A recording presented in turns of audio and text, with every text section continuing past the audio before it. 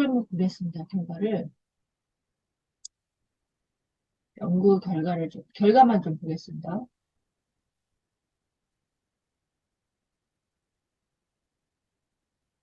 예, 결과를 쭉쭉쭉. 이거는 이제 논문에 대한 설명을 자세하게 해놓은 거고요. 정리된 결과만 보겠습니다. 정리된 결과가 문제인가? 네, 여기 있네요. 결론 및 제안 보겠습니다.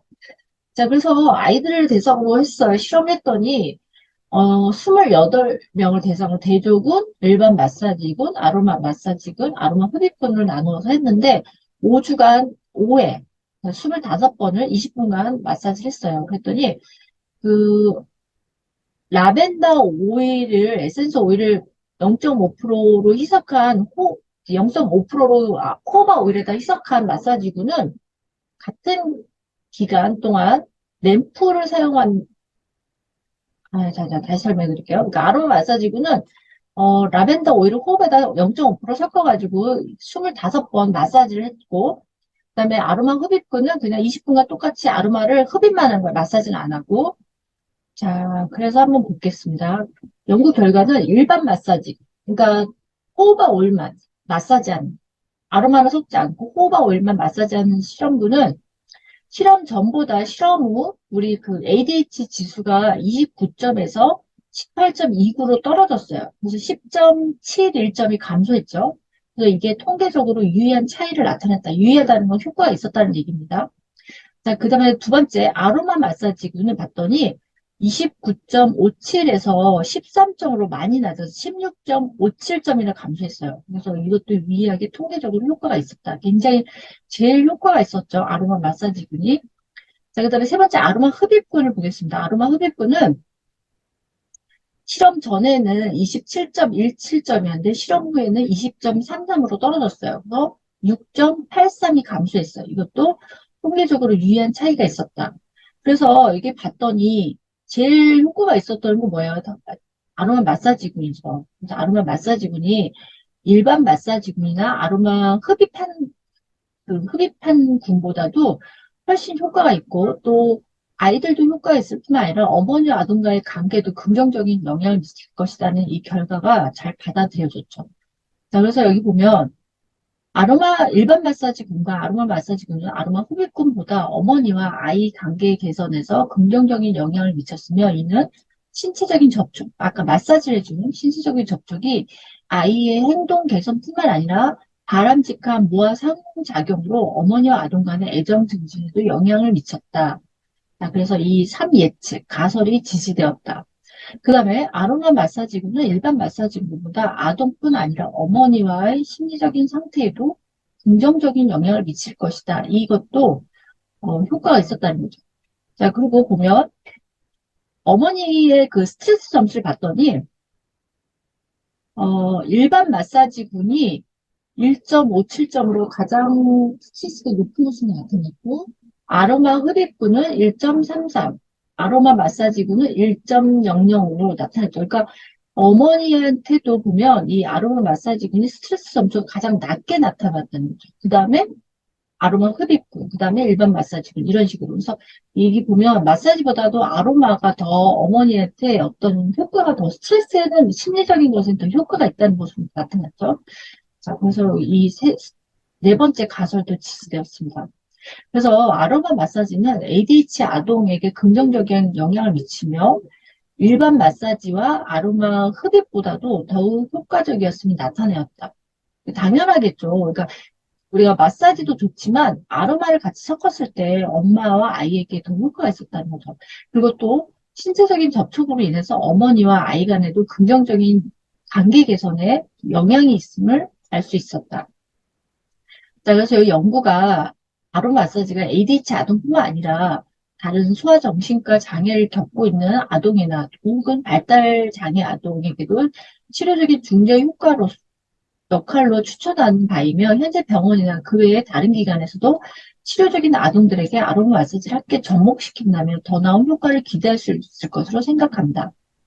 자, 이거는 사실 너무 당연한 거죠. 그래서 사실 지금 제가 말씀드렸죠. 일부 그 요양병원 같은 데서 암 환자들한테 요즘에 최근에 아로마를 조금 병행을 해서 해준다는 얘기를 들었어요. 제가 환자한테 직접 들었거든요. 그러니까 옛날에는 암 환자들이 항암제를 맞을 동안에 너무 힘드니까 집에서 맞기 힘드니까 요양병 같은 데로 옮겨가지고 맞는 동안에 거기서 요양을 하면서 계속 항암제를 맞는 거예요. 근데 여러분들이 이제 항암제를 안 맞으셔서 잘 모르겠지만 항암제를 맞는 동안에 여러분들이 에너지가 100이라고 하면 환자들은 항암제를 받으면 거의 에너지가 10에서 20%밖에 안 된대요. 그만큼 너무 힘든 거예요. 그러니까 환자들이 너무 힘드니까 집안에 계시면 특히 여자분들은 자꾸 막 집안일을 같이 해야 되니까 그게 너무 힘들다고 하시더라고요. 그래서 요즘은 이제 다들 요양병원으로 가서 그걸 맞는 동안은 거기서 주는 밥을 먹고 쉬고 이러고서 다시 이제 퇴원해서 집으로 오는 건데 제가 전에 환자도 그 암 환자들 이제 일대로 그 교육할 때 제가 아로마에 대해서 소개를 좀 했어요. 근데 그분이 그 얘기를 하시더라고요. 집에 있으니까 그 집안일을 하게 된다는 거예요. 그래서 제가 그랬죠. 그 집에 계시지 마시고 차라리 그 그렇게 단기간에 네, 네, 잠깐만요. 아, 네네. 아, 책이요? 예. 호수를 잘못 써도 있어. 아, 예. 고맙습니다.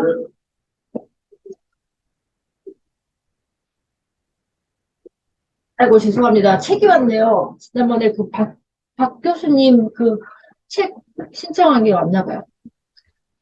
자, 어디 있을까, 제 그래서 환자들이 항암 치료를 받는 동안에 본인이 너무너무 힘든데 자꾸 집안일을 하시게 되는 거예요, 여자분들은. 그래서 제가 그랬죠. 집에 계시지 마시고 치료할 때는 차라리 어디 단기 요양병원 같은 데 아니 병원에 입원해서 치료를 받고 들어오시는 게 나을 것 같다. 집에 계시지 말라고. 그리고 가족들은 얘기를 해도 본인이 환자가 안 돼 보신 분들은 환자가 얼마나 힘든 상황인지를 이해를 못 해요. 그러니까 그냥 막연하게 힘들 것이다 이렇게 생각하지 그게 어느 정도로 에너지가 힘들고 이게 수치상으로 알 수가 없는 거예요. 그래서 제가 그걸 물어봤거든요. 저도 환자가 아니니까 그 환자분한테 그랬어요.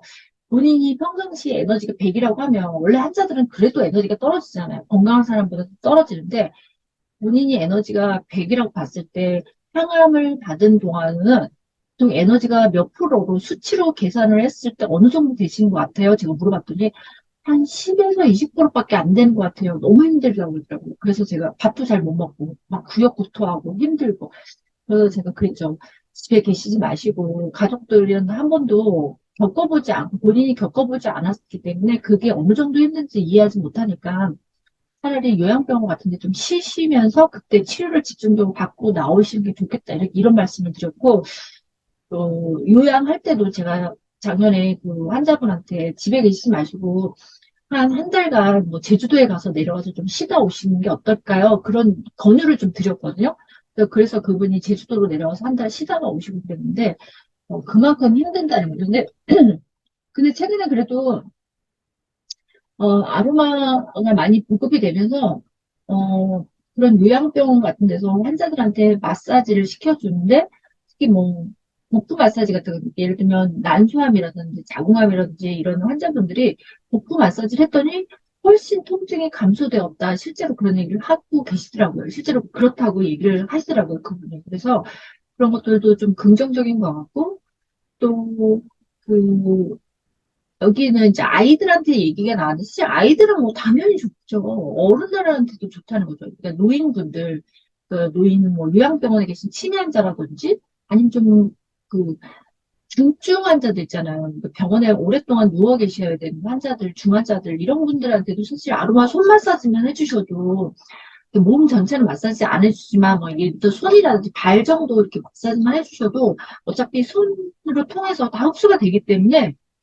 환자한테는 그게 굉장히 삶의 질에 도움이 되고, 뭐, 면역력이라든지, 아까 얘기했던 심리적인 이런 애착관계라든지, 환자한테 굉장히 좋은 효과를 나타낼 거라고 저는 생각이 듭니다. 그래서 최근에는 조금 많이 도입을 하고 있는 것 같아서, 저는 좀 도움이 되고, 저도 예전에 학교에 있어봤지만, ADHD 아이들이 보면, 엄마들이 이런 걸 잘 모르니까, 이게 사실 아로마를 모르시니까 그냥 약만 먹이고, 엄마들은 그 약에 의존해서 다 했다고, 자기가 해야 될 일은 다 했다고 생각을 하시는 거예요. 근데 여러분 아시잖아요. 이 정신과 약들은 부작용도 많고, 또 완전 치유가 되는 동안에 이게 오랫동안 장기간 시간이 걸리는데, 약만으로는 해결되지 않을 것 같아요. 사실 엄마가 뭔가 적극적으로 조금 아이한테 뭐 아로마를 개입한다든지, 식이요법을 좀 해준다든지, 어떤 심리적인 어떤 중재 방법을 엄마가 좀 더 공부하시고 도움을 줘야지 아이가 빨리 완쾌가 되고 빨리 좋아질 거라고 생각이 들거든요. 그래서 저는 그렇게 좀 생각이 듭니다.